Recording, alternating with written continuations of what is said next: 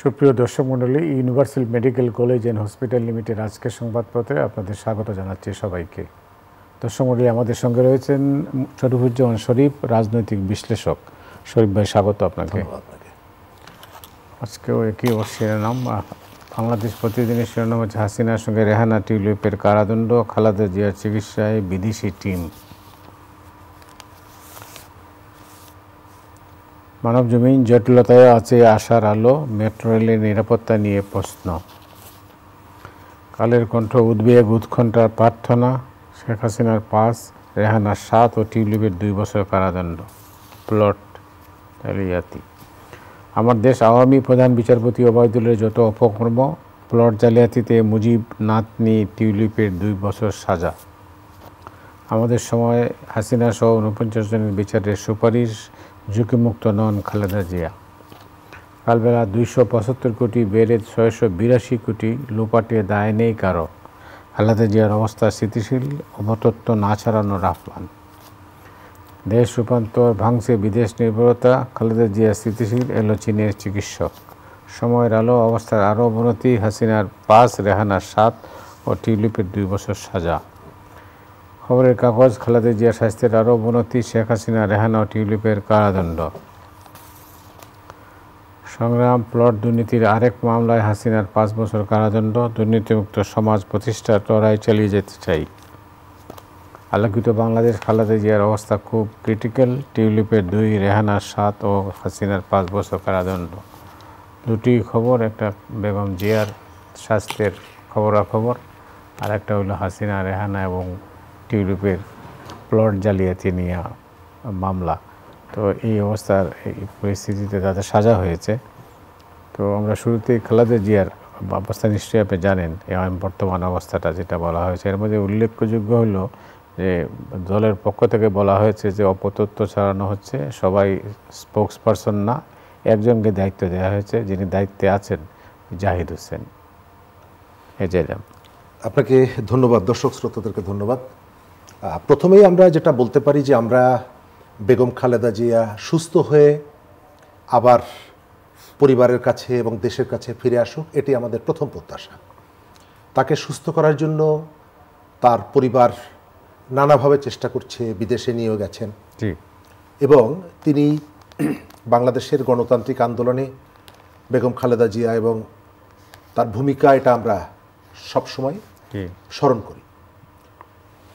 আপনি যথার্থ বলেছেন যে এই ধরনের মানুষের চিকিৎসার বিষয়ে নানা ধরনের প্রোপাগান্ডা, নানা ধরনের স্ট্যান্ডবাজিও কখনো কখনো করা হয়। এটা আমি গতকালকেও আমার ফেসবুকে লিখেছিলাম যে এই জায়গাটা আসলে ফটো সেশনের জায়গা না। আমরা খুব দৃষ্টিকটুভাবে দেখছি, মানুষের আবেগ ইমোশন আছে অবশ্যই, কিন্তু দেখা যাচ্ছে যে সেখানে ব্যানার টানিয়ে মানববন্ধন করে গণপ্রার্থনা করা হচ্ছে। এই কাজটি বিশ্বাসের জায়গা থেকে, শ্রদ্ধার জায়গা থেকে অনেকেই করেন, কিন্তু সেটি যদি তিনি তার নিজে যেখানে অবস্থান করেন, ঘরে বসে করেন বা কোনো প্রার্থনালয়ে গিয়ে করেন, মসজিদে বসে করেন, এটি মনে হয় এই ধরনের আমার উভয়ের প্রতি, যিনি অসুস্থ আছেন, যার জন্য প্রার্থনাটা করছেন, তার প্রতি যেমন শ্রদ্ধাটা জানানো হয়, একই সাথে এই যে আবেগগুলো, এই যে ইমোশনগুলো, তার প্রতি একটা রেসপেক্ট করা হয়। ঢাকার ফুটপথে তো আসলে প্রার্থনা করার জায়গা না। একই সঙ্গে রাজনৈতিক দলের নেতাদেরকেও দেখছি গত 2 দিন ধরে যাচ্ছেন, কিন্তু যতটুকু ধারণা করতে পারি নিশ্চয়ই তারা কেউ একেবারে খালেদা জিয়ার কাছে গিয়ে তার অবস্থাটা জানার সুযোগটা পাচ্ছেন না, অনেকগুলো রেস্ট্রিকশনের কারণে। কিন্তু বাইরে এসে তারা যেভাবে কথা বলছেন, তাতে এক একজন ব্যক্তির স্টেটমেন্ট দিয়ে এক ধরনের বক্তব্য আসছে, ফলে বিভ্রান্তি তৈরি হচ্ছে। আজকে বিএনপি একটা সিদ্ধান্ত নিয়েছে, তাদের দলের স্থায়ী কমিটির সদস্য ডক্টর জাহিদ সাহেব তাকে দায়িত্ব দিয়েছে, এবং আমরা কিন্তু জানি যে বেগম খালেদা জিয়া যখন লন্ডনে গেলেন, জাহিদ সাহেব সঙ্গে ছিলেন। ফলে আমাদের যেহেতু তার জীবন বা তার চিকিৎসার সর্বশেষ অবস্থাটা কি সারা দেশ, এবং ইতিমধ্যেই আমরা দেখছি যে দেশের বাইরের থেকেও বিশ্ব নেতারাও উদ্বেগ প্রকাশ করছেন, তারাও তথ্যগুলো জানতে আগ্রহী। সুতরাং একটা নির্দিষ্ট জায়গা থেকে তথ্যগুলো যদি যায়, তাহলে একটা সমন্বিত এবং অথেন্টিক তথ্যটা, এবং এটিকে কেন্দ্র করে যে গুজব এটিকে কেন্দ্র করে অতিরিক্ত কতগুলো আদিক্ষেতা টাইপের যে আচরণগুলো, সেখান থেকে সম্ভবত একটা নিষ্কৃতি পাওয়া যাবে। আমাদের প্রচুর মিডিয়ারও একটা আগ্রহ থাকে যে এই সম্পর্কে তথ্য দেওয়ার জন্য, স্বাভাবিক তার অবস্থানের কারণে। সুতরাং আমরা আশা করব যে বিএনপি এই যে দায়িত্বটা দিয়েছেন তার কাছ থেকে সেই তথ্যগুলো আমরা টাইম টু টাইম জানব। একই সঙ্গে আমাদের অনেকেই আবার বিশেষ করে সোশ্যাল মিডিয়াকে বেস করে এক ধরনের ইনকাম সোর্স আমরা এর ভিতর থেকে বের করে কতগুলো মানে মুখরোচক তথ্য দিয়ে তার ভিতর থেকে অডিয়েন্সকে আকৃষ্ট করার জন্য এই কাজগুলো যেন আমরা এই সময় না করি। খালেদা জিয়া সুস্থ হয়ে আসুক, তিনি তার দলের, তার দেশের প্রতি এখন পর্যন্ত যতটুকু করার সাধ্য এবং সুযোগ আছে তিনি সেটি করবেন। এবং এর আগেও কিন্তু আমরা একাধিকবার দেখেছি তিনি অসুস্থ হয়েছেন আবার ফিরে এসেছেন। আমরা এবারও চাই যে তিনি সুস্থ হয়ে আমাদের মাঝে আবার ফিরে আসেন। অনেক ধন্যবাদ আপনাকে। আরেকটা খবর যেটা বলছিলাম যে প্লট জালিয়াতি যেখানে সাজা হয়েছে, টিউলিপের 2, রেহানার 7 ও হাসিনার 5 বছর কারাদণ্ড। কীভাবে দেখেন এটাকে? ধন্যবাদ। প্রথমত বলতে পারি যে কেউ যদি অপরাধ করে তিনি অপরাধের ঊর্ধ্বে না। তার অবস্থান যেখানেই থাকুক না কেন, তিনি তার অতীত যাই থাকুক না কেন, তিনি অবশ্যই আইনের মুখোমুখি তাকে হতে হবে এবং ন্যায় বিচারের মধ্য দিয়ে তার শাস্তি আমরা নিশ্চিত করব। এটি হচ্ছে আমাদের একটা অঙ্গীকার।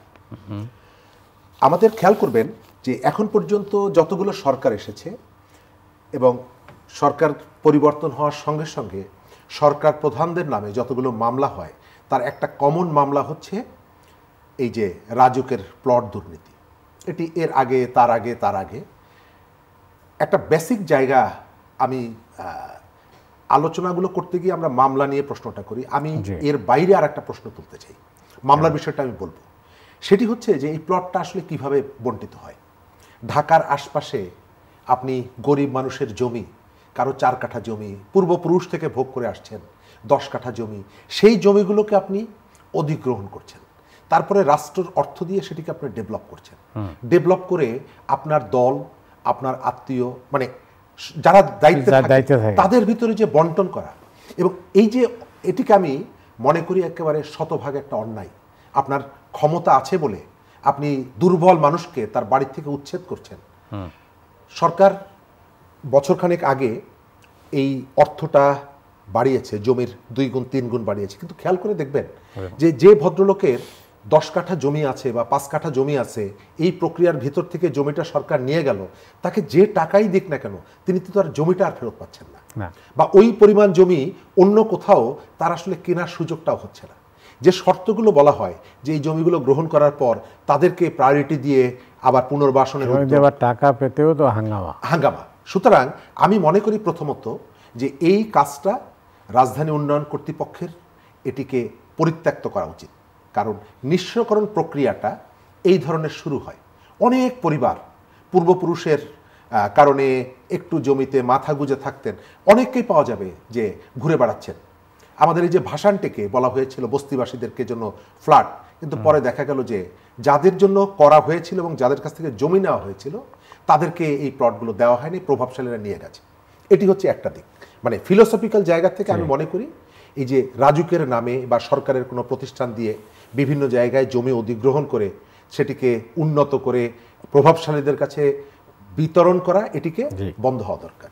দ্বিতীয়ত হচ্ছে যে অন্যায় যদি করেন অবশ্যই অন্যায়ের বিচার হবে, এবং আজকের পত্রপত্রিকাগুলো মামলার অনেকগুলো জায়গায় নিয়ে আলোচনা হচ্ছে। কিন্তু বিবিসির যে প্রতিবেদনটি করেছে এটি আমার কাছে একটু খটকা লেগেছে।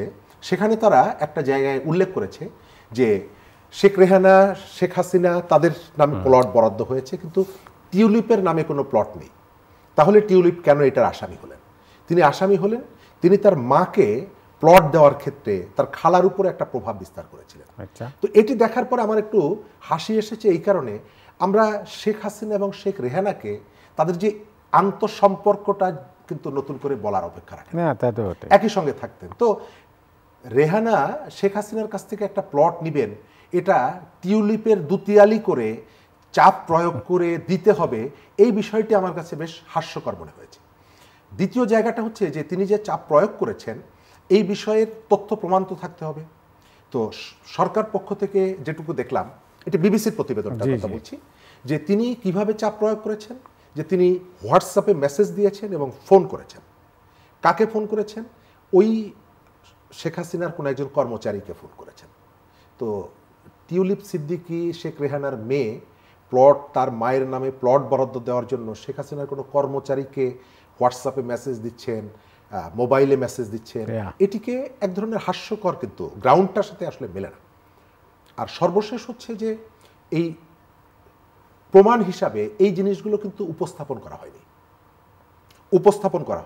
উপস্থাপন করা হয়নি কারণ হচ্ছে যারা গ্রেপ্তার হয়েছেন, একজন মামলার যত আসামি, তার মধ্যে একজন জেলে আছেন, তিনি 164 ধারায় জবানবন্দি দিয়েছেন। আচ্ছা, অর্থাৎ একজনের জবানবন্দির উপরে ভিত্তি করে এই যে মামলাটা, আমি আইনের ছাত্র না, তবে আইনের যতটুকু বুঝি, এই মামলাটা অন্তত টিউলিপ সিদ্দিকীর যে পজিশন, ওই পজিশন থেকে, আমি বাকিদের কথা বলছি না, এই মামলাটা আপনার উচ্চ আদালতে টেকানো খুব কঠিন হয়ে যাবে। এটা একটা হাস্যকর মামলা। তো কারণ আপনি এই কারণে এইভাবে ওই যেটা আপনি বললেন, শেখ রেহানা প্লট নেবেন, শেখ হাসিনাকে তার তদবির করতে হবে কেন? এটা তো কোনো ব্যাপারই না, তারা নিজের। আমি তো সেটাই বলছি, এর ভেতর থেকে যেটা হয়, প্রকৃত অপরাধ যেটা, সেটা কিন্তু ডাইভার্ট হয়ে আমাদের দৃষ্টিটা অন্যদিকে চলে যায়। এবং এটা কোনোভাবেই আমি অস্বীকার করি না যে গত 1.5 দশকে যে অন্যায় কাজগুলো হয়েছে, কিন্তু এই ধরনের কতগুলো আপনি যদি টার্গেট করেন যে আমি অমুককে মামলার আসামি করবই, কোন একটা পত্রিকায় দেখলাম শিরোনাম করেছে ওই যে মুজিব নাতনি টিউলিপ সিদ্দিকী, কিন্তু এই মামলা টিউলিপ সিদ্দিকের তুলনায় শেখ হাসিনা এবং রেহানার সাজার মেয়াদ তো আরো বেশি। 7 বছর। তাহলে টিউলিপ সিদ্দিকীর 2 বছর, তাকে সেটাই শিরোনাম করার উদ্দেশ্য কি? সম্ভবত তিনি একটা দেশে রাজনীতির সাথে যুক্ত, আসলে কি ওইটা কি টার্গেট কিনা, এই যে দৃষ্টিভঙ্গিটা, এটাও হতে পারে। এটিকে আমি উড়িয়ে দেই না, যদিও এই প্রশ্নগুলো করাটা এক ধরনের মানে ঝুঁকিপূর্ণ। তারপরেও আমার ধারণা যে কোনো কোনো বিষয়ে আমরা একবারে পূর্ব নির্ধারিত একটা সিদ্ধান্ত নিয়ে সেই অনুযায়ী ঘটনাগুলোকে পরিচালিত করছি কিনা। শেখ হাসিনার সময়ে 400 কোটি টাকার কাজের লোকের মালিক হয়েছিলেন, 400 কোটি টাকার মালিক দুর্নীতি করে, অহরহ অজস্র দুর্নীতির ঘটনা আছে। হ্যাঁ, ফরিদপুর জেলা ছাত্রলীগের সভাপতি, তিনি 2000 কোটি টাকা পাচার করেছিলেন। আর্থিক অনিয়মগুলো জানি, শেয়ার মার্কেট থেকে শুরু করে। ঠিক। কিন্তু আপনি যখন এই ঘটনাগুলোর বিচার করবেন, অবশ্যই গ্রাউন্ডটা এমনভাবে করবেন যাতে অপরাধীরা কোনোভাবে নিষ্কৃতি না পায়। কিন্তু টিউলিপ সিদ্দিকীর ক্ষেত্রে আমি শুধু তার কথাটাই বলছি যে গ্রাউন্ডটা যেটা দেখলাম, তাতে হচ্ছে অনেকেই এই বিষয়টা হাস্যরসের তৈরি করে। এই ক্ষেত্রে কি বিচারকদের কোনো দায় নেই? আমাদের এখানে নানা ধরনের, এর আগে কিন্তু আমরা বিচারকদের রাজনৈতিক এখন তো আমরা সম্পৃক্ততার স্বাধীন। কারণে তো তারপরেও কিন্তু বিভিন্ন জায়গা থেকে এখনো কিন্তু বেশ সিনিয়র আইনজীবীদের অনেকেই কিন্তু কতগুলো কথা বলেছেন, যে কথাগুলো আমাদের প্রত্যাশা, স্বাধীন বিচার বিভাগ, নিরপেক্ষ বিচার বিভাগের প্রত্যাশার সাথে সামঞ্জস্যপূর্ণ না। এই সময়ে যারা দায়িত্ব পালন করছেন, গুরুত্বপূর্ণ দায়িত্ব পালন করছেন, তাদের কারো কারো পক্ষ থেকেও কিন্তু প্রশ্ন উঠেছে। সুতরাং পর্যায়ক্রমে হয়তো পলিটিক্যাল অবস্থার কারণে রেজিম চেঞ্জ হওয়ার পরে অনেক কথা, এই যে খায়রুল হক সম্পর্কে আমরা যেগুলো জানছি, এক সময় প্রচার করা হয়েছে খায়রুল হক হচ্ছে একেবারে খলিফা হারুন রশিদের মতো একজন ন্যায় বিচারক, কিন্তু পরে কিন্তু আমরা তাদের ভেতরকার যে অন্ধকার দিকগুলো জানতে পারছি। যদি এখন কেউ এই ধরনের প্র্যাকটিসগুলোর মধ্যে থাকেন, নিশ্চয়ই আমরা একসময় না একসময় জানতে পারব। অনেক ধন্যবাদ আপনাকে। কালের কণ্ঠের শিরোনাম হচ্ছে উচ্চ সুদ, কম ঋণ ও সংকটে অর্থনীতি। অর্থনীতি সংকটে, এটা সাধারণ মানুষের কাছ থেকে বোঝা যায়। আপনি রিক্সা ওঠার পরে একজন রিক্সাওয়ালার কাছে যদি জিজ্ঞেস করেন, তার কাছ থেকে আপনি গ্রামীণ অর্থনীতি সম্পর্কেও যেমনি জানতে পারবেন, শহরের মানুষের, গরিব মানুষের জীবনযাপনের বিষয়টাও জানতে পারবেন। আমাদের এখানে কখনো কখনো আমরা ভুল করে একেবারে সুটেড বুটেড লোকজনের কাছ থেকেই আমরা ইকোনমির মেসেজটা জানার চেষ্টা করি, যদিও ইতোমধ্যেই সরকারকে যারা গত কয়েক মাস ধরে সাপোর্ট দিয়েছেন, ওয়ার্ল্ড ব্যাংক, ওয়ার্ল্ড ব্যাংক প্রথম দিকে সরকারকে পিঠ চাপড়ায় যেভাবে বলেছিল যে আপনার এখানে জিডিপি ইত্যাদি ইত্যাদি যে ফ্লো তাতে অসাধারণ, সেই ওয়ার্ল্ড ব্যাংকও কিন্তু আমাদের ইকোনমি যে একটা খাদের মধ্যে পড়ে গেছে সেটি কিন্তু বলছে। কিন্তু দুর্ভাগ্য হচ্ছে যে একটা গাড়ি যখন চালক গাড়িটা চালাচ্ছে, প্যাসেঞ্জাররা বলছে যে আপনার একটা ওই চাকা খুলে গেছে, সেটি যদি তিনি আমলে না নিয়ে গাড়িটা চালাতে থাকেন, এক সময় না এক সময় সেটি কিন্তু দুর্ঘটনায় পড়ে। আমি যেটুকু দেখতে পাচ্ছি সরকার কতগুলো জায়গায়, এর আগের যে সরকারটা ছিল তারা কিন্তু ইকোনমির বিষয়ে কথা বলতে গিয়ে একদিকে এটাও বলতো যে ইফতার সামগ্রীর দাম বেড়েছে তো কুলবরই দিয়ে ইফতার করেন, আবার তাদের টোটাল ক্রেডিটটা তারা ক্লেম করতো রিজার্ভের উপরে ভর করে। রিজার্ভ বেড়েছে, মাথাপিছু আয় বেড়েছে, কিন্তু সেই মাথাপিছু আয়ের ক্ষেত্রে কিন্তু একটা বিরাট বৈষম্য ছিল, সেটি আমরা এখন কিন্তু এসে দেখতে পাচ্ছি। এখনকার সরকারকেও আমি দেখতে পাচ্ছি তারা বারবার যেটা বলার চেষ্টা করেন সেটি হচ্ছে যে আমাদের রেমিটেন্স বাড়ছে। তো রেমিটেন্স বাড়লেই ইকোনমি যে তার ইম্প্যাক্টটা পড়ে না, এই সরকারের ভিতরে অনেক ইকোনমিস্ট আছেন, তারা কেন বোঝেন না আমি এটা না। কিন্তু রেমিটেন্স বাড়ছে, কিন্তু এটা মাঝে একটা রহস্য আছে। কীরকম, এখন কি লোক যাচ্ছে, শ্রমিক কি যাচ্ছে? এখন না, খুবই কম। তাহলে বাড়ে কীভাবে? বলা হচ্ছে যে যে সমস্ত টাকা এই দেশ থেকে পাচার হয়ে গিয়েছিল এটাই আবার রেমিটেন্স আকারে দেশে ফেরত আসছে। এর বাইরে এই যে রেমিটেন্সের হিসাবটা সম্ভবত জাপান কোন একটা বড় ফ্যাক্টরি এখানে কিনেছে, তারও একটা বড় অর্থ এখানে এসেছে। তো আমার ব্যাংক উপচেও যদি পড়ে রেমিটেন্সে এবং তার প্রভাবটা যদি আমার ইকোনমিতে না পড়ে, আমার এখানে ডেভেলপমেন্ট ওয়ার্ক নাই, মানুষ বেকার হচ্ছে, এবং এই কথাগুলো আমরা কাদের মুখে শুনছি? আপনি একে আজাদকে আপনি অনেক জায়গায় ক্রিটিক করতে পারেন, কিন্তু বাংলাদেশে কর্মসংস্থানের ক্ষেত্রে একে আজাদের কন্ট্রিবিউশনকে আপনি অস্বীকার করবেন? কোনো পথ নাই। আপনি গাজী গোলাম দস্তগীরকে জেলের মধ্যে রাখতে পারেন, কিন্তু বাংলাদেশে এমপ্লয়মেন্টের ক্ষেত্রে তার যে কন্ট্রিবিউশন এটিকে তো অস্বীকার করা যাবে না। কিন্তু আমাদের এই জায়গাটায় যে ঘটনাটি ঘটেছে রাজনৈতিক কারণে, গতকাল যথার্থভাবে মির্জা ফখরুল ইসলাম আলমগীর বলেছেন এই কথাটা আরো আগে বলা উচিত ছিল, যে কোনো ব্যক্তি যদি অপরাধ করে থাকে ওই অপরাধের জন্য তার ফ্যাক্টরিতে আপনি আগুন দিতে পারবেন না, যে কাজটা আমরা অনেক আগে করেছি, ওই যে অনেক জায়গায় আমরা করেছি। কিন্তু এখন পর্যন্ত আমি যেটা দেখি, সরকার কি এই বিষয়টা বিবেচনা করছে? সরকার এই বিষয়টা বিবেচনা করছে না, এবং আমাদের যে সমস্ত জায়গাগুলো আমাদের ইকোনমিকে টিকিয়ে রেখেছে সেই জায়গাগুলো কিন্তু আক্রান্ত হচ্ছে। আমি এর আগেও আপনার একটা অনুষ্ঠানে বলেছিলাম, 3 গরিব কৃষকের মেয়েটা গার্মেন্টসে চাকরি করে, আর তার যে ছেলেটা যে ভূমধ্যসাগর পাড়ি দিয়ে বাইরে যাচ্ছে, এই 3 গরিবের উপরে ভিত্তি করে যে আমাদের ইকোনমি, কিন্তু গত 1 বছরে আমার কোথাও চোখে পড়েনি যে সেই গরিব মানুষের কথা, সেই গ্রামীণ মানুষের কথা, শহরের সেই মজুর, তার যে ইস্যুগুলো আছে, তার যে প্রবলেমগুলো আছে, আমাদের রাষ্ট্রের পলিসি মেকারদের কখনো সেই বিষয়টা স্পর্শ করেছে? কখনো কখনো আজ থেকে 5-6 মাস আগে খামারবাড়িতে একটা কনফারেন্স করেছিল তারা ডেভেলপমেন্ট ইস্যুতে, এবং সেখানে ডক্টর দেবপ্রিয় ভট্টাচার্য তিনিও কিন্তু সেখানে অতিথি হিসাবে এসেছিলেন, এবং তার ওই বক্তব্যটা আমার খুব, আমি কোট করি বিভিন্ন জায়গায়, তিনি বলেছিলেন যে আপনারা গরিব মানুষকে নিয়ে, দেশের মানুষ মানে তো একটা বিরাট অংশ গরিব, তাদেরকে নিয়ে কথা বলছেন। আমি পুরো অনুষ্ঠানটাই দেখছি হচ্ছে কোটটাই প্যান্ট পরা লোকজন, কোটটাই প্যান্ট পরা লোক পরা অপরাধের কিছু না, কিন্তু তাদের মুখ থেকে রিয়েল যে পরিস্থিতিটা সেটা কি তুলে ধরা যায়? একজন চা শ্রমিকের জীবনের যে গল্প, তার যে কষ্ট, সেটাকে একজন বিশ্ববিদ্যালয়ের অধ্যাপক, গবেষক তিনি কি তুলে ধরতে পারেন?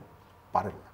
আমরা এখনো মনে করি যে সরকারের কাছে, এবং তার থেকে ইম্পর্টেন্ট হচ্ছে নির্বাচনের পরে যে সরকারটি আসবে তাকে যে ধরনের ধাক্কাটা সামাল দিতে হবে, তো সেইটার জন্য এখন থেকে সরকার, আমাদের তো একটা মিনিস্ট্রি আছে অর্থ মন্ত্রণালয়, আমাদের ব্যাংকগুলোর অবস্থাটা আমরা দেখছি, মানুষ বেকার হয়ে যাচ্ছে নানা রকমের ট্যাগ দিয়ে। না, এত ইন্টারেস্ট রেট তো হাই, মানে কোনো একটা জায়গায় আমি আবার ওই এর কাছে আসতে হয়, দেবপ্রিয় ভট্টাচার্যের কাছে, তাকে একটা গুরুত্বপূর্ণ দায়িত্ব কিন্তু দেওয়া হয়েছিল সংস্কারের ক্ষেত্রে, এবং তারা সম্ভবত 24টা সুপারিশ করেছিলেন, এবং পরে তিনি একটা জায়গায় হতাশা ব্যক্ত করে বলেছেন যে আমাদের সুপারিশগুলোর মধ্যে কেবলমাত্র টাকা পাচারের যে সংখ্যাটা আমরা বলেছি ওইটাই বারবার সামনে আনা হচ্ছে এবং রাজনৈতিক কারণে।